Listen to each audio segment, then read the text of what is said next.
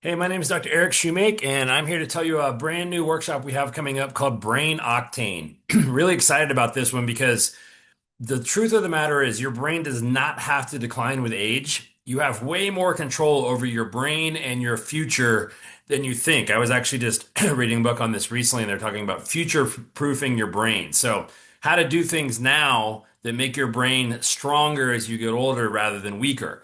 I just turned 52 recently, and I've noticed, a couple of times I'm like, man, I can't quite recall that word the way I want to. And people call those senior moments. But for me, I really want to take care of my brain.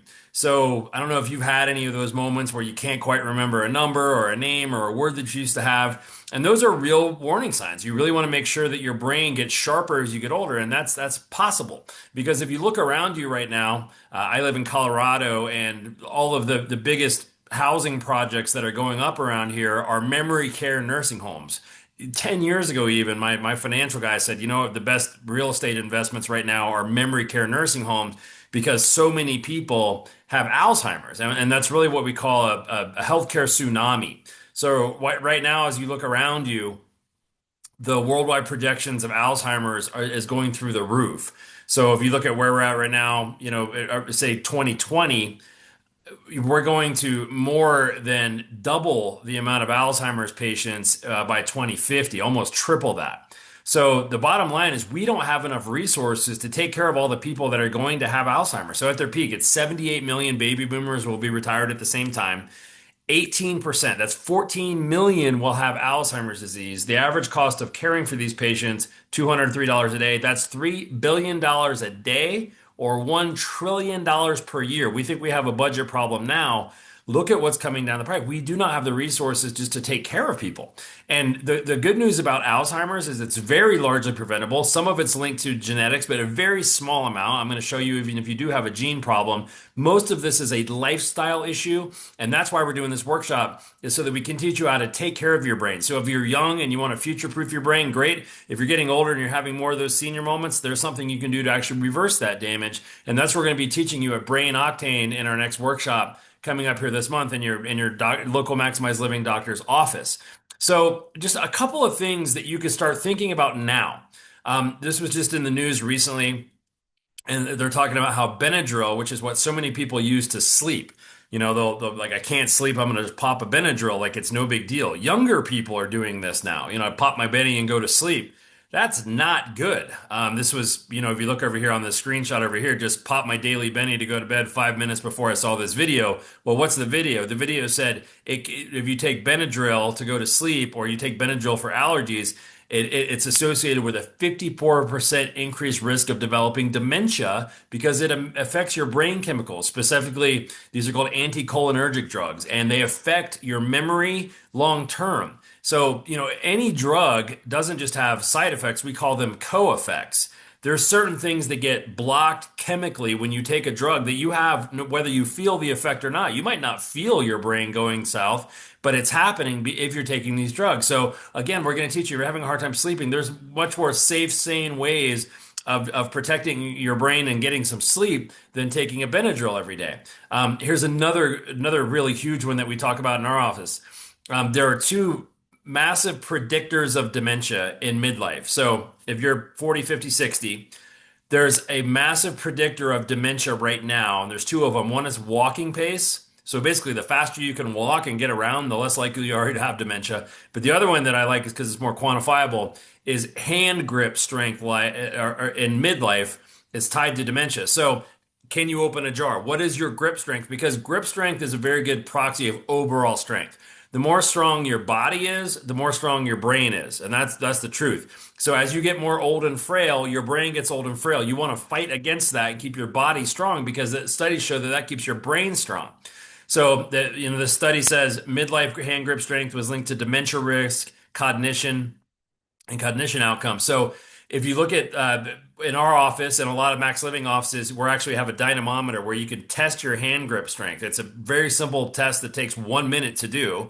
And you can look at it according to your age and sex. And if you are in the lowest quartile, which means if you're in the weakest 25% on that chart, your risk of dementia goes up by almost 70%. They followed these people for 20 or 30 years and found that the people that had the weakest hand grip strength in midlife were 70% more likely to develop dementia than the people in the strongest 25%. So if you haven't been tested yet, make sure you get tested. If you're doing that in your Max Living doctor's office, make sure you get that checked. And then if you're having an issue there, we're going to get you to that workshop and make sure we show you how you can reverse this and reverse your risk of dementia. If you have a great grip strength, tell everybody else that you know because so many people, like we said, are heading towards this healthcare tsunami. So a lot of people have heard that Alzheimer's is or dementia is genetic. And if you paid attention to our message at all, I've been in practice 25 years. So I tell my patients, if you've been listening to me for 25 years, you will remember when I say genetics are a tendency, they're not a death sentence.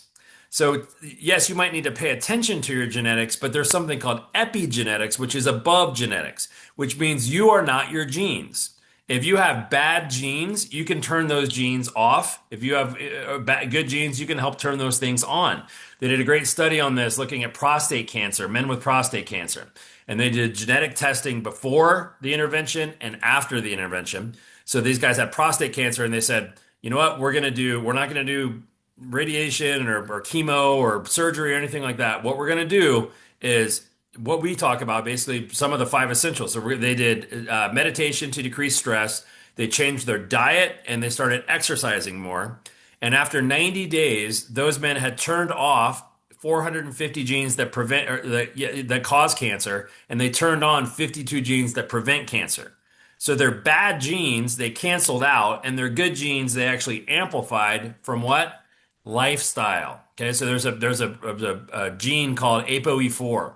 And you hear a lot about this now, and they say, so if you have no copies of ApoE4, you have a 9% likelihood, according to the genetics. Now, this doesn't mean you're off the hook if you don't have ApoE4 gene. That just means, that's about it if your lifestyle is good. If you have one copy, increases your risk of Alzheimer's by 30%. Two copies, 50%. So I have one copy. So I need to pay attention to that because I'm 30% more likely to get Alzheimer's because of my genes. But the good news is it doesn't stop there. And we're going to show you at this workshop, there's 4 ways you can actually cancel these genes out and amplify the good genes. So that's what I've been doing for the last 15 years. So I'm canceling my quote unquote bad genes out through my what? Through my lifestyle. And that's something we're going to show you at this workshop called Brain Octane coming up. So if you haven't registered already, make sure you do and bring a busload of people with you. If you have a church group, if you have a knitting group, if you have a guys you play golf with, everyone is interested in taking care of their brain. Because if you don't have your brain, I think that's what people are most scared of is that your body stays strong, but you don't have your brain. I watched my grandmother deal with that where 67 years old, she was diagnosed with Alzheimer's disease, forgot her kids, forgot her grandkids, forgot her husband, forgot everything, and lived a while because she was quote unquote healthy in her body, but her brain fell apart. And we don't want that. So we're going to show you what to do about that at Brain Octane. And what we'll be discussing is these top 5 brain busters. So these brain busters are what causes the damage or what we call a light brain or lack of wiring in the brain or these things called beta amyloid proteins that have been linked to Alzheimer's and dementia. One of them is a brain shrinking diet, which I'll discuss in a second. Number 2, cholesterol drugs.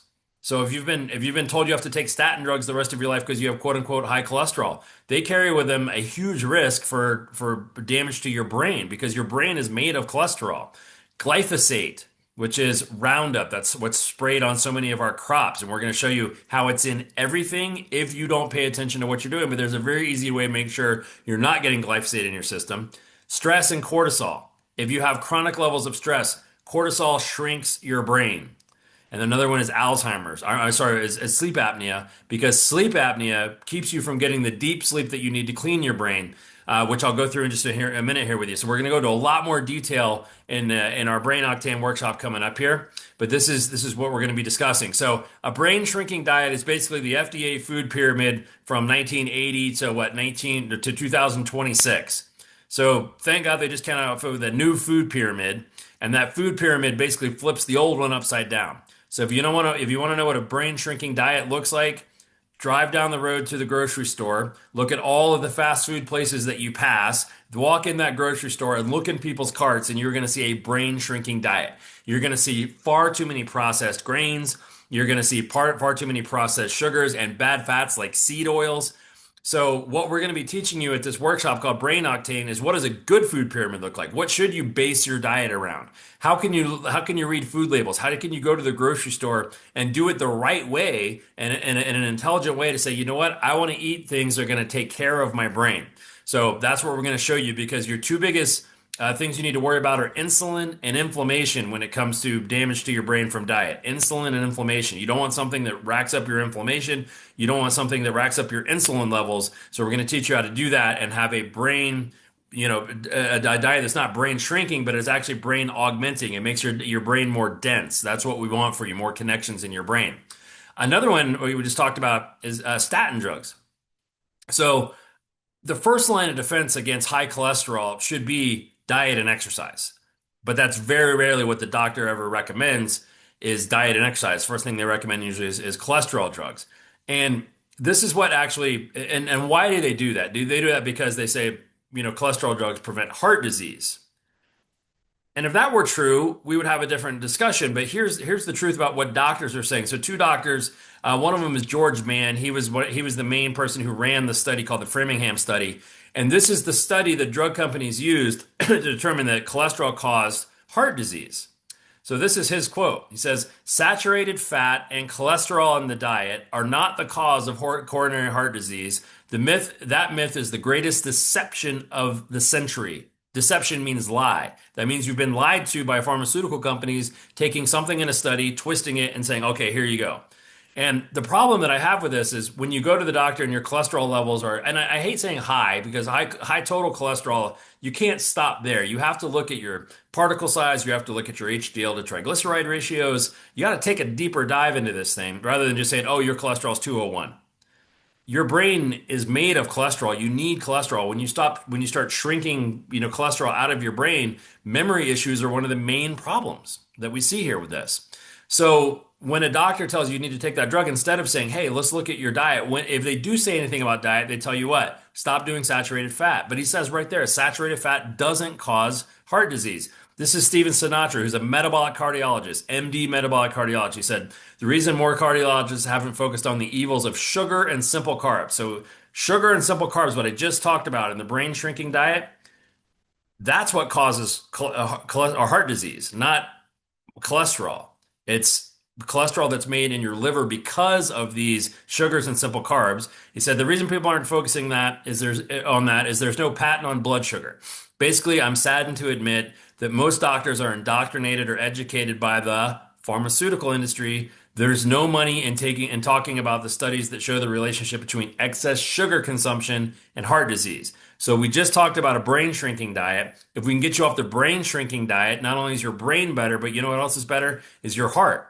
And the issue is, like, doctors are, I'm not anti-drug or anti-doctor, but these things are so overprescribed, and we're not talking about lifestyle first, and that's what we should be. So we're going to teach you, if you're worried about your cholesterol, we teach you how to do something about that through nutrition at this workshop. And then if you're worried about your brain, we're going to teach you that as well. So if you know anybody with high cholesterol taking statins, we have to do some lifestyle interventions to take care of your brain, and that's what this is all about. One of the things you're going to see is statin drugs actually lower your CoQ10 levels. What is CoQ10 good for? It's good for your heart. So again, if you're on these drugs, make sure you get to the workshop, because there's some very important information that you need to know about that. Another really big one is stress, we just talked about. And again, we're going to take you through a lot more about this at the workshop coming up here called Brain Octane. But chronic stress actually causes adrenal fatigue. Okay? So adrenal fatigue gives you the biggest bout of brain fog ever. So if you have adrenal fatigue, your brain does not work. Brain fog issues, sleep issues, fatigue in the morning. So tell me if you have any of these symptoms. Craving salt is a big one because it affects your salt levels and your adrenal cortex levels. You can be overly emotional, so inability to handle stress, really tired after exercise. Brain fog is a big one. Trouble sleeping or insomnia. If you get sick a lot, if you have adrenal fatigue, that's because one of the things that gets triggered is your immune system goes downhill. Depression or anxiety because it affects your neurotransmitters in your brain. morning or afternoon fatigue. Any of those things are adrenal fatigue symptoms and signs, and they're warning signs saying, hey, do something about this. So we're actually going to discuss adrenal fatigue and how to turn that around to break that stress cycle that so many people are in, which is this chronic stress, fight or flight situation. But you can actually do something to get yourself out of fight or flight and put yourself back into rest and digest mode. And that's what we'll be discussing at this workshop coming up called Brain Octane. And then last, sleep apnea. You used to, when you went through the airport check, the TSA checkpoint, you used to take out your laptop. Well, now everybody takes out their CPAP machine. There's so many people on these CPAP machines. And you got to ask, why has this gone up by 30% in the last 10 years? Why are 30% more people on sleep apnea machines than there were 10 years ago? What has changed? Well, here's what has changed. We don't take care of our bodies. So what do we talk about? The processed food and all of those other things. That's been linked to lower muscle tone in the soft palate. So we're actually talking about how obstructive sleep apnea is caused by sagging of the soft palate and issues with your tongue. And there's actually something you can do to correct that.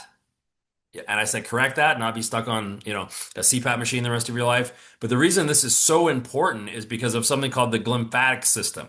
So when you sleep at night, the way God designed your body to function is sleep is so important that when you go into stage 3 or what we call deep sleep, you have something called cerebral spinal fluid that comes into the brain and actually drains the waste products out of your brain that develop throughout the day. Those things are like beta amyloid and tau protein that have been linked directly to Alzheimer's disease. So if you're not sleeping in that stage 3, you're not getting your brain actually scrubbing the beta amyloid out of your brain, and you're much more likely to develop dementia and Alzheimer's because of lack of sleep. So out of everything that we just talked about, poor diet, which is what we call the standard American diet or brain shrinking diet. If you have issues with sleep, if you have issues with stress or adrenal fatigue or cholesterol levels, we didn't even talk about glyphosate. We're going to get into glyphosate, how that's probably the most evil thing on planet Earth, and how, again, you've been lied to about glyphosate. Monsanto actually got sued to the tune of $250 billion because they lied to you about glyphosate. And you got to look at what it's in and what it's on and stop putting that stuff in your body and into your brain because it's been directly linked to these things like dementia and Alzheimer's. So if you haven't registered yet, make sure you do. And anyone that you care about their brain, if it's your kids, my kids are 18 and 21. They come to all of these workshops now, and they know more than most people that are 40 years old about their health, and they're learning in a way now to prevent this disease all these diseases moving forward. If it's your husband or your wife, if it's the people at your church, if it's the people, your kids, any of those people that you care about their brain, bring them with you because we're going to teach you how you can be proactive to take care of your brain and start thinking better, to reduce those senior moments, to improve your memory function, to wake up and have energy again, to wake up and have your mood be better, to reduce anxiety, to reduce depression. All of that is linked to the chemistry in your brain, and we're going to teach you how to take control of that because, as always, our mission is to pull people out of that matrix. If you've seen the movie The Matrix, there's so many. If you look if you remember that movie, there's people sitting in basically a tub of goop with electrodes connected to their head, and they're living this life in La La Land, but they're not really living. And in reality, their body is laying in a tub of goop, and because they've been controlled. And it's really the same thing that has happened in our society is that all of the stuff that's out there on the news, the media, the pharmaceutical, like what we call it, the pharmaceutical industrial complex, that's not built around you being healthy. That's built around you being a customer for life, not built around being healthy. So the entire goal of medicine, really when it comes to, especially treating memory care and those things, is compliance. They just want you to comply. Doctor tells you to do something, do it. They tell you to take a drug, take it. Our mission for you and our vision for you is potential, 100% potential from cradle to grave. That you come here and you live this life and you suck the marrow out of this life and have amazing energy and amazing vitality so that you can leave your mark on this planet. That's our goal for you. That's our vision for you. So if you want that vision, you want that max living vision for your life, make sure you get registered for this workshop because it's going to be amazing. We can't wait to see you there.